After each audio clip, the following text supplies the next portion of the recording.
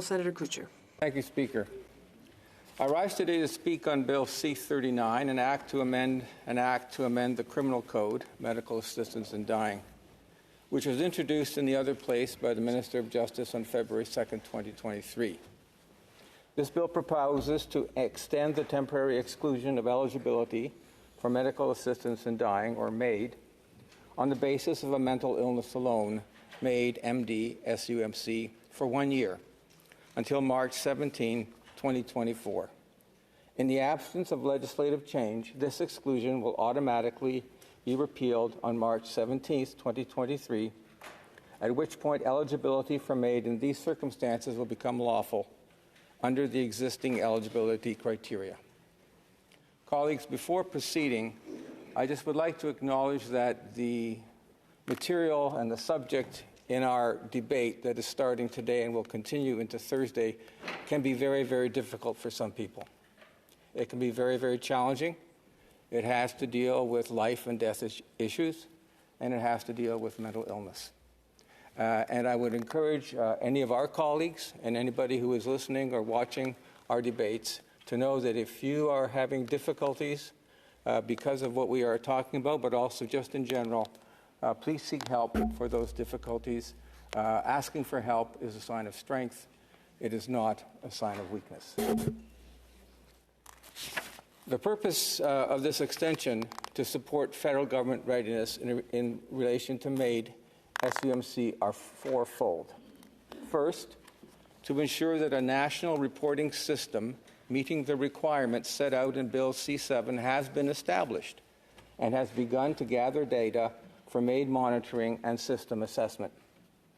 Second, that the model MAID practice standard has been completed and disseminated to regulators in all provinces and territories.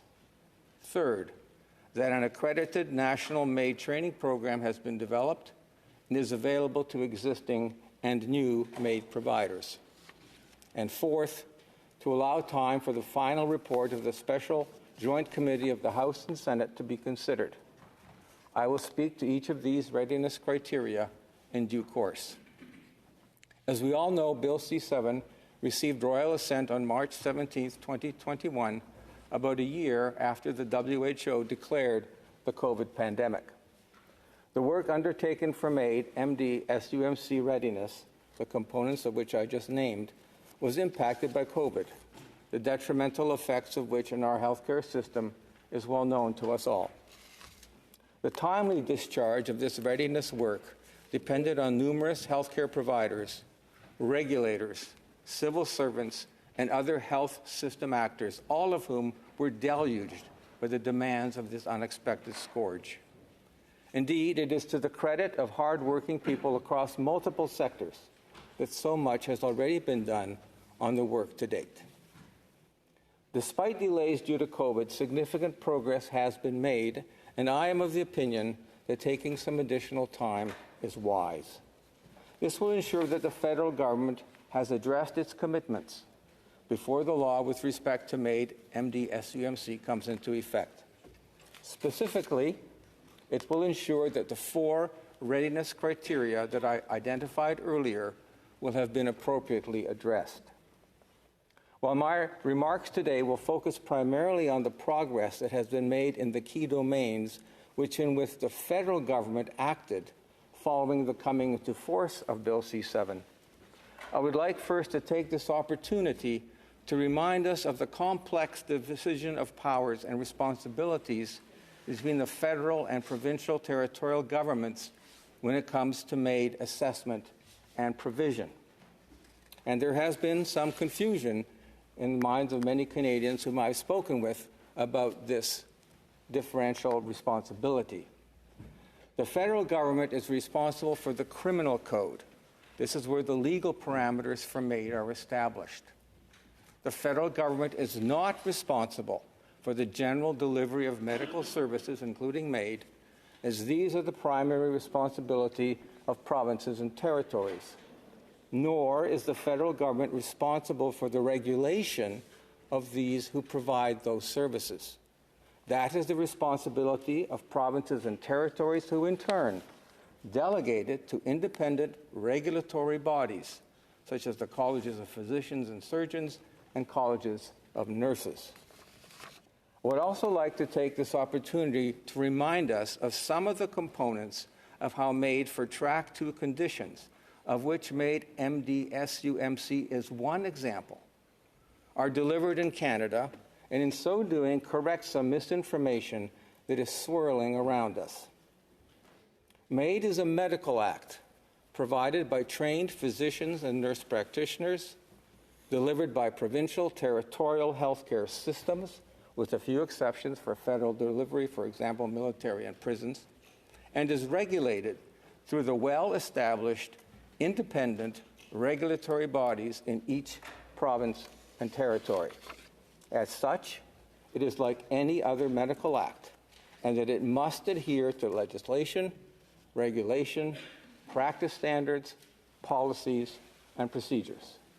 Thus, in addition to any specific rules about MAID, MAID assessors and providers must adhere to the existing rules that apply to all clinical acts, whether they concern confidentiality, documentation, operating within scope of practice, or any other regulatory dictate. Also, in many jurisdictions, MAID providers work within a centralized intake system within existing health authorities and use a community of practice approach to support and consult with each other. In other jurisdictions, MAID practitioners draw upon networks offered through professional associations in order to obtain advice and guidance from peers. In other words, colleagues, the delivery of MAID clinical services is not an insular practice. Requesters of MAID MD-SUMC will be protected by Track 2 safeguards in the delivery of MAID. Individuals may make a request in writing to a physician or nurse practitioner asking to be assessed for MAID MD-SUMC eligibility. Following this, they are assessed by 2 physicians or nurse practitioners independently trained in MAID assessment. If neither of these trained MAID assessors has expertise in the condition causing the person suffering, a 3rd physician or nurse practitioner with such expertise must be consulted. For MAID MD-SUMC, an independent psychiatrist expert in the person's specific condition would often be an appropriate assessor or consultant. If the person is found eligible for MAID MD-SUMC as per legislated requirements, at least 90 days must pass between the request for and the provision of MAID. During that time, the MAID practitioners must ensure that the person has been informed of alternative means available to relieve their suffering and that they have been offered consultations with the relevant professionals. It is worth noting that this 90-day period is a minimum and that practitioners can take all the time that they need to do what is necessary to complete the assessment. If there is uncertainty from any assessor about clinical or legal eligibility for MAID MD-SUMC, the MAID procedure does not take place. If during this 90-day period the person becomes suicidal, suicide prevention efforts will be mobilized and MAID does not proceed. If a person changes their mind, the MAID procedure does not occur.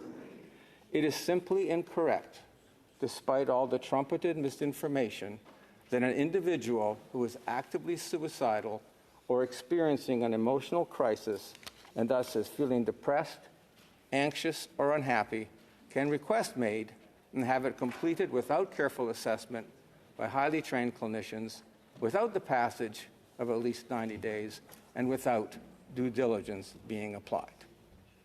The statements that we have heard telling us that a person who is in an acute mental health crisis can arrive at a hospital or clinic, request MAID, and promptly receive MAID are simply false.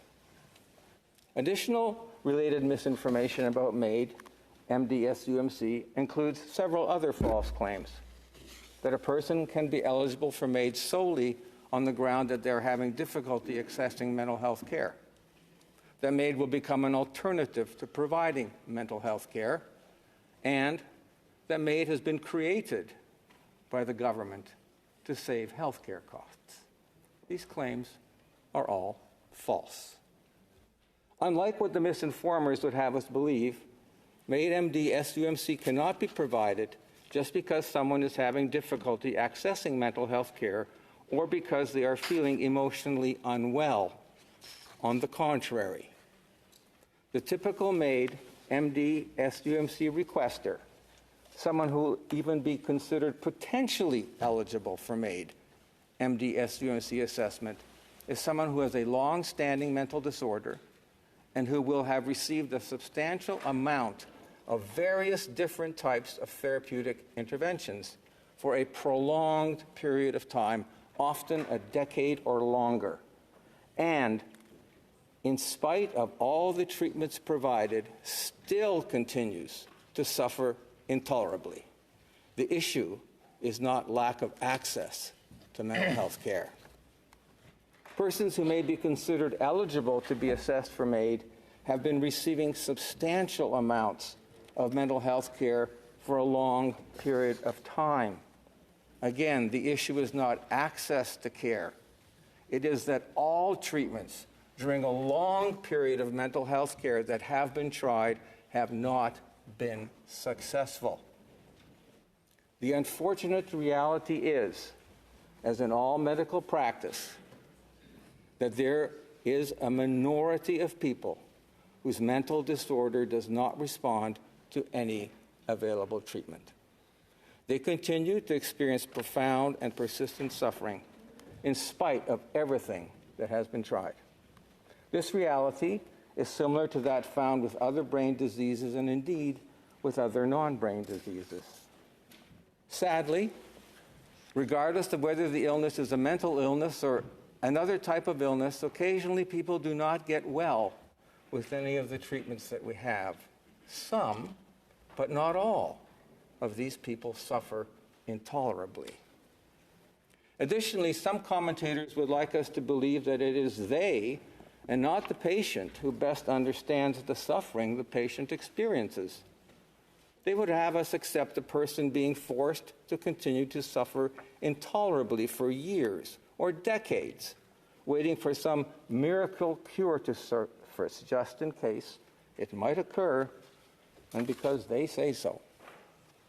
They promote the narrative that a competent person with a mental illness who is suffering terribly, persistently, and unremittingly should not be able to decide how they will choose to proceed with their life, even though someone with another type of illness can do so. This is another form of stigma against people who have a mental illness, and misinformation worsens stigma. Colleagues, since we all have a role to play in correcting health misinformation when we become aware of it, it would behoove us as members of the upper chamber to also do so for MAID MD SUMC. I will now remind us all of the responsibilities established through Bill C-7 by the federal parliament to promote MAID MD SUMC readiness. I will then provide an update on what activities have been undertaken to date by the federal government to assist in that readiness. I'll start off with Bill C-7's requirement that, quote, a comprehensive review of the provisions of the criminal code relating to medical assistance in dying and their application, including but not limited to issues relating to mature minors, advance requests, mental illness, the state of palliative care in Canada, and the protection of Canadians with disabilities must be undertaken by a joint committee of both houses of Parliament, end quote. Bill 7 also mandated the Ministers of Justice and Health to, quote, cause an independent review to be carried out by experts, respecting recommended protocols, guidance, and safeguards to apply to requests made for medical assistance in dying by persons who have a mental illness, end of quote. Bill C-7 also mandated the government revise the regulations on reporting MAID cases to require the collection and analysis of a wider range of information about MAID requesters, most notably about race, indigeneity, and disability. And so one can reasonably ask what progress has been made on all of this. First, let's consider the regulations for the monitoring of medical assistance in dying, which outline the reporting requirements related to MAID requests.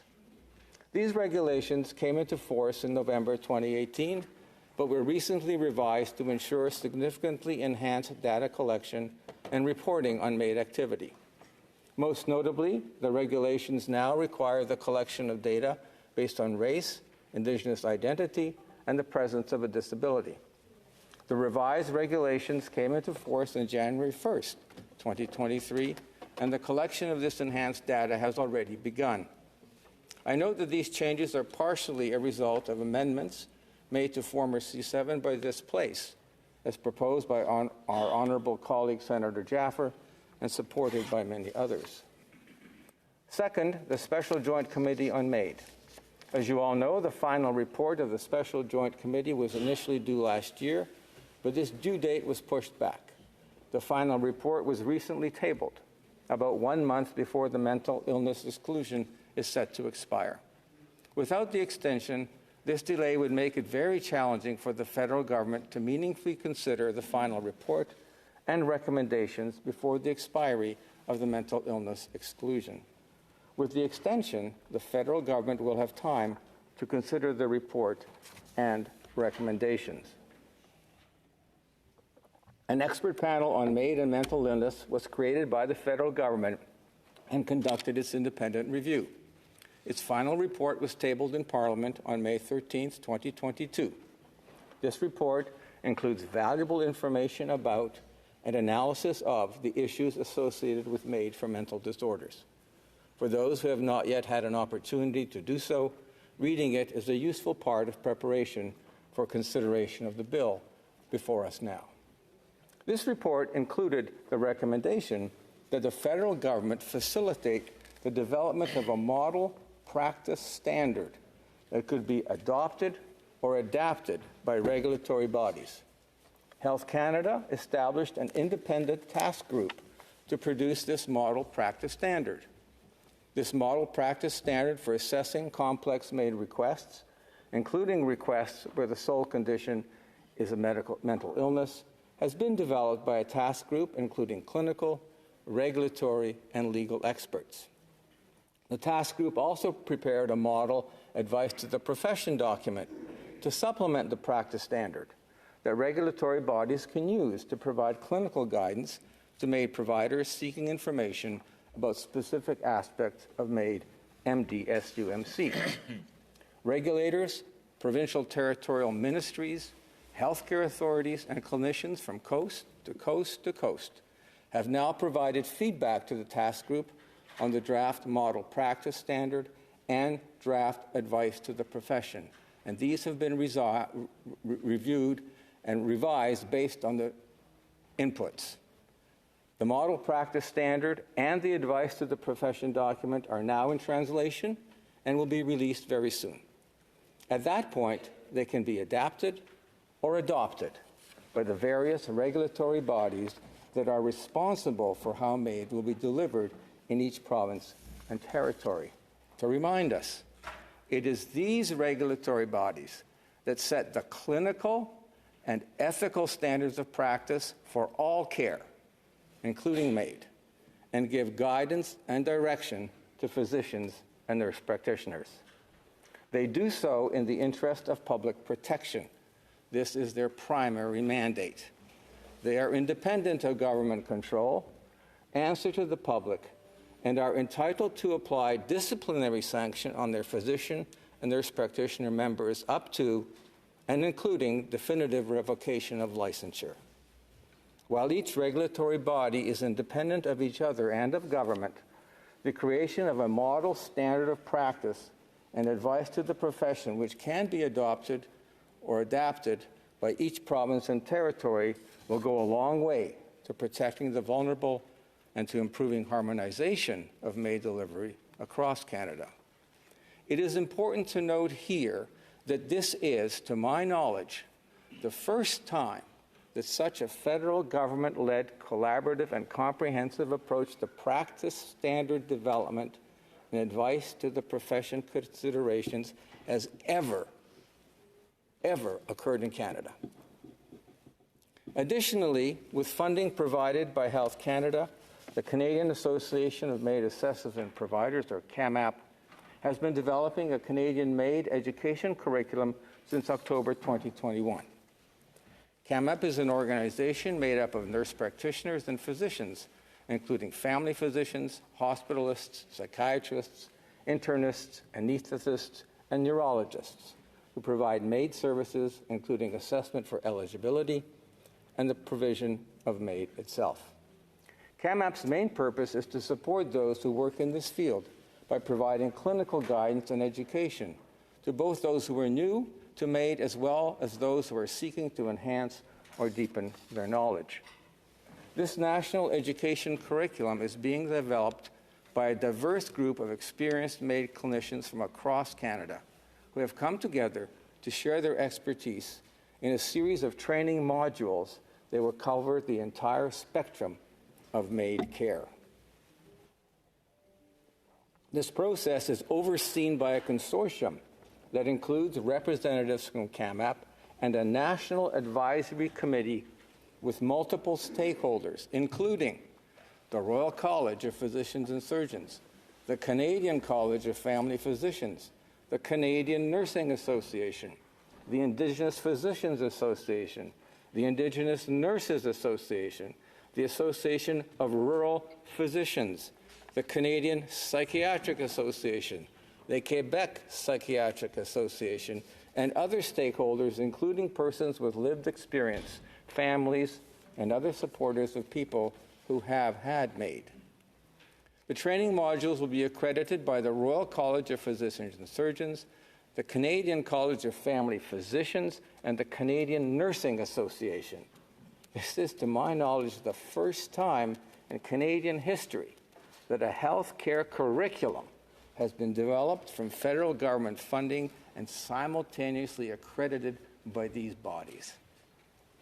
Once completed, CAMAP's educational curriculum will consist of 7 training modules, including a background to MAID in Canada, difficult clinical conversations, basic and complex MAID assessments, including a detailed understanding of capacity and vulnerability, and basic and complex MAID provisions.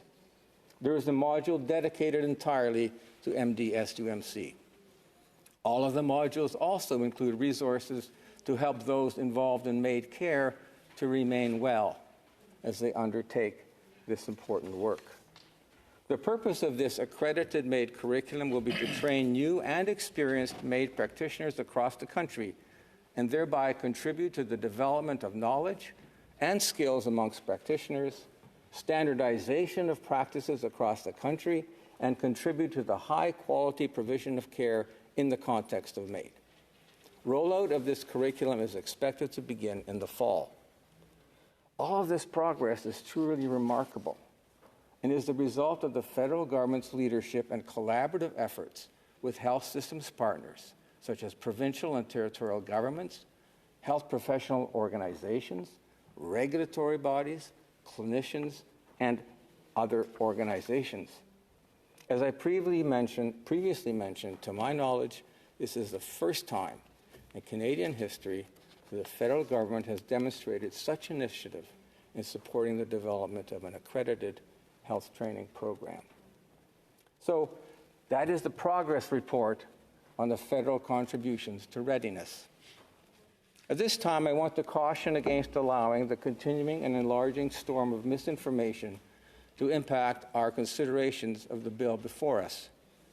First, I want to address one important issue arising from the expert panel report that has become part of the misinformation surrounding MAID MD SUMC. And that is, like all other illnesses, including chronic pain, it is never possible to determine if a person with a mental illness have a grievous and irremediable medical condition. As you know, this is a legal and not a clinical term. The expert panel has provided a thoughtful and substantive approach as to how this legal term can be translated into clinical practice related to MAID MD-SUMC. This will be further articulated in Canadian clinical practice through the regulatory bodies of physicians and nurse practitioners in each province and territory that establish the standards of practice for MAID. As I previously said, a Canada-wide input into this consideration of how this will be embedded into practice standards has already been completed and is ready for translation and dissemination. Through practice standards, the regulators will set the criteria that must be adhered to in the clinical interpretation of that legal phrase. This, as with all medical practice, will be further refined as clinical practice evolves. Of additional interest, the Canadian Journal of Psychiatry recently, 2022, published the results of a 2-round Delphi procedure in which psychiatrists established 13 consensus criteria for determining irremediable psychiatric suffering. These criteria are very similar to those provided independently of this process by the expert panel. Colleagues, it is simply incorrect to say that grievous and irremediable are terms that can never be appropriately clinically defined in psychiatric practice. Indeed, they have been. And while some commentators may not agree with them, that does not mean that this issue cannot be properly defined. Nor does it mean that what the regulatory bodies offer as a clinical definition is not appropriate. Just because somebody doesn't like a clinical definition doesn't mean that that definition fails to meet the threshold for utility, reliability, or validity.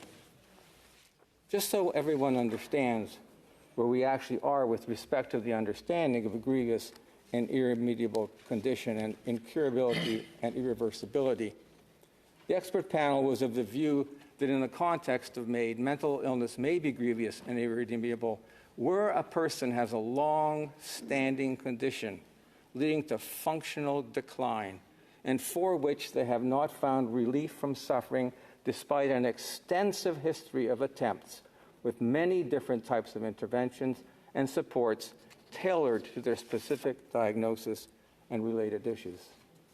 The panel further recommended that each MAID assessor should come to an independent understanding with the requester that an illness, disease, disability, or functional decline causes the requester enduring and intolerable physical or psychological suffering. And this is important, that each be done on a case-by-case basis, as the nuances of each situation requires a personalized approach. A key feature of this recommendation is that a person meeting the criteria identified by their expert panel makes the decision that their condition is grievous and irremediable in collaboration with each MAID assessor. It is not a single healthcare provider that alone makes the decision for the person. In my opinion, this perspective is consistent with the modern medical practice of both evidence-based care and patient-centered care, as these are discharged in the context of complex conditions, and reflects the evolution of medical care from an autocratic, paternalistic approach to the engagement of the medical provider as a partner in the patient's care. After all, it is the person who is suffering who needs to be heard. That, by the way, colleagues, is what the word patient actually means, one who suffers. This also reflects the reality of modern medical practice, in which all pertinent information is gathered and medical intervention decisions in complex cases are made on a case-by-case basis. There is no cookbook recipe or checklist for complex medical decisions.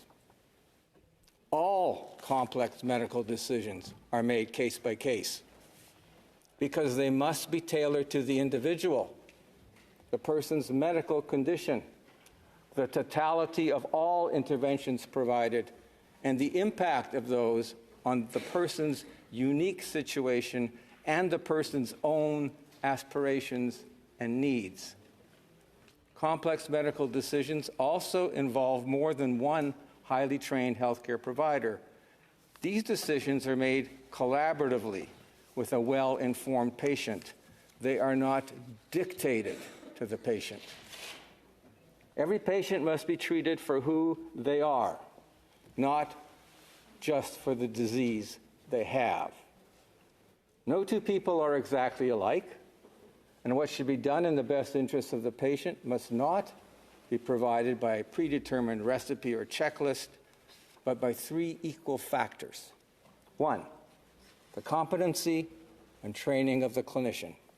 Two, the best available evidence about the health problem and available interventions. And three, the needs and wishes of the informed patient. This trifecta is what drives evidence-based care, and it can only be provided using case-by-case decision-making. This is the foundation for modern medicine's commitment to patient-centered care.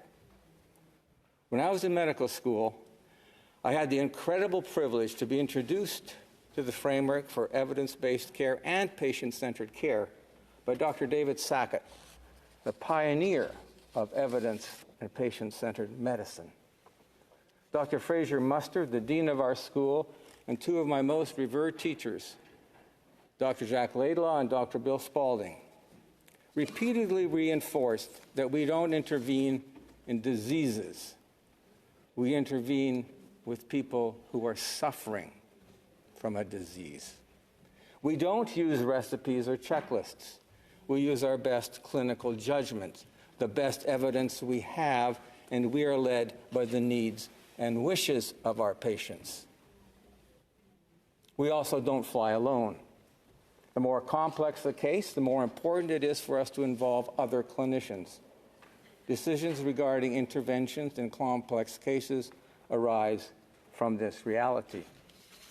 If, colleagues, we expect that for MAID, MD, SUMC, a situation that calls for complex decision-making, clinicians should be making decisions based on a cookbook recipe or checklist.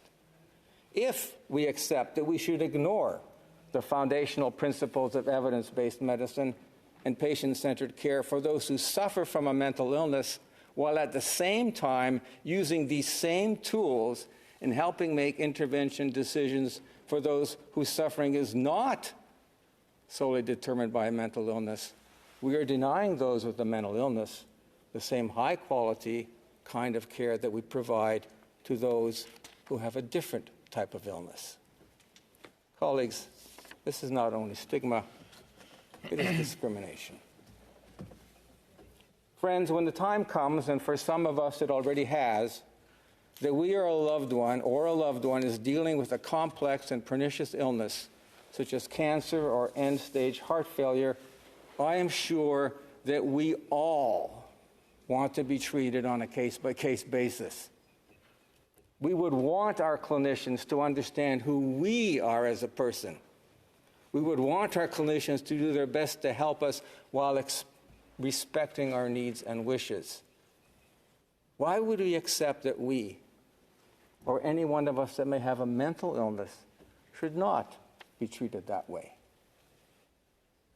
I would also like to remind us that given the law regarding MAID in Canada, at least 2 and sometimes 3 different highly trained clinicians must independently and together with the patient come to the decision that the patient's condition is grievous and irremediable. If the clinicians do not agree, then the MAID process does not proceed. The decision of what constitutes grievous and irremediable is not made by a solo practitioner with doubtful competencies. Quite the contrary. Finally, on this point, many of us have heard that a person who, for example, may be psychotic and refusing an effective treatment would be able to receive MAID. This is also not true. A person who is psychotic would not be found competent to make that decision, and a minimum 90-day period between request and provision would give ample time for the appropriate in-depth evaluations by multiple clinicians addressing this issue to be carried out, especially since this is a minimum period and clinicians will have as much time as they think is necessary to form opinions about eligibility. Furthermore, a capable person cannot refuse all or most interventions and automatically render themselves incurable for the purposes of accessing MAID. A MAID assessor cannot form a judgment about eligibility in the absence of evidence needed to form that judgment. And as such, when reasonable treatments are left to be tried, MAID eligibility cannot be found.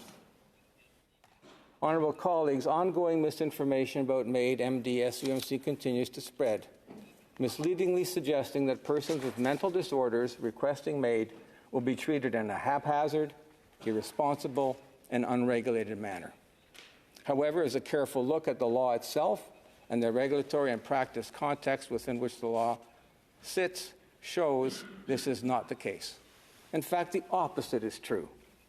MAID, MD, SUMC will be provided on perhaps the most comprehensive and robust federally facilitated health, regulatory, and training intervention ever created in this country. Returning to the task immediately at hand, consideration of a bill extending the period of ineligibility, I think we can all agree that significant progress has been made. However, I believe it would be best to extend the period for one more year. I am confident that one more year will be enough time for dissemination and uptake of the key resources I just discussed by the nursing and medical communities, as well as increased familiarity with the new reporting regulations.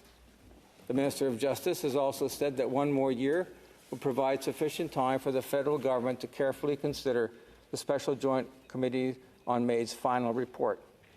One more year strikes the balance between ensuring that people can access MAID on the sole basis of a mental illness as soon as possible and ensuring that this change is done at a time when the more robust data gathering is well established and healthcare stakeholders have had more time to familiarize themselves with the practice standard and training materials. Additionally, I am of the opinion that the federal government must do a much better job of communicating with Canadians about the complex and nuanced aspects of MAID. One critical component of this communication is that the federal government must be clear what being ready means in the context of its role regarding MAID. In my opinion, as I have already said, being ready means that 4 conditions have been met. 1, that the model practice standard is finalized, published, and distributed to regulators in each province and territory. 2, that the certified MAID training program has been completed and is available for access by MAID practitioners. 3, that the updated reporting requirements have been implemented and that the government has begun to gather the data that will be critical for our ongoing assessments of the MAID system in Canada. And 4, that the government has had time to consider the Joint Committee report. In closing, I want to take a moment to speak directly to those people who have been waiting to become eligible to receive MAID in March 2023 and who will surely be disappointed by this extension of the period of ineligibility. I've heard from some who express anguish over this delay. It is important that we all acknowledge the additional prolonged suffering that those who have been waiting will continue to experience. I know that the suffering caused by a mental illness can be just as severe or even worse than that caused by a physical illness. I want to assure those that are waiting that I think, although unfortunate, this extension is necessary to help ensure that MAID, MD, SUMC requests can be properly assessed and appropriate decisions can be made. This extension should not be taken to be an endorsement or validation of the misinformation being circulated about MAID, MD, SUMC. This extension does not question the capacity or autonomy of competent people with mental illness to make their own healthcare decisions. This extension does not question the reality of mental disorders or the profound suffering that occurs when treatments have been tried and all have failed. I invite all honorable senators to join me in support of this bill so that we can help assure that Canada has a MAID regime that is carefully considered, appropriately equipped, and responsive to the complex dynamics inherent in this important issue. Wilaudio, merci, and thank you.